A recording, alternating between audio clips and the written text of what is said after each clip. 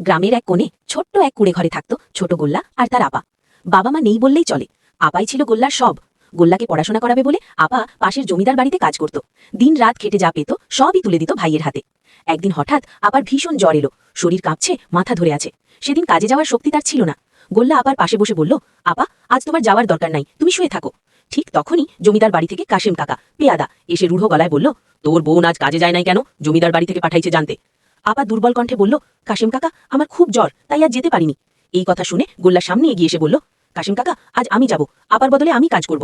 কাশেম কাকা একটু মায়া মিশ্রিত কণ্ঠে বলল, আরে গুল্লা, তুই তো খুব ছোট রে, তোর তো কাজ করার বয়সই হয় নাই। গোল্লা চোখ শক্ত করে বলল, আমি পারবো কাশেম কাকা, চলেন। এরপর গোল্লা জমিদার বাড়ির বড় উঠানে গিয়ে দাঁড়ালো। চারদিকে বড় বড় ঘর, চকচকে জিনিসপত্র, সবই তার জন্য ভয়ের মতো লাগছিল। হঠাৎ জমিদারের বউ চেঁচিয়ে বলল, এই যে ছেলে, তোর বোন আজ আসেনি কেন? গোল্লা মাথা নিচু করে বলল, খালামা, আপার খুব জ্বর, আজ আমি কাজ করব। কাজ করতে করতে হঠাৎ গোল্লার হাত থেকে একটি ফুলদানি পরে মাটিতে আছড়ে ভেঙে গেল। শব্দটা যেন উঠান কাঁপিয়ে দিল। জমিদারের বউ রেগে আগুন হয়ে বলল, এই ভুলের জরিমানা কে দিবে? জানিস এটা কত দামি? গোল্লা ভয়ে কাঁপতে কাঁপতে কাঁদতে শুরু করলো, খালামা, ভুল হয়ে গেছে, আর হবে না।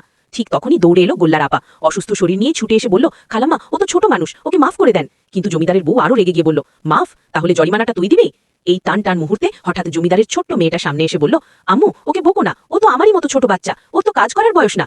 এই কথা শুনে গোল্লার বুকটা হু হু করে উঠল। সে চোখ তুলে তাকিয়ে ধীরে বলল, তুমি তো বড় লোকের মেয়ে বুবু, তোমার সাথে আমার জোড়া হবে না।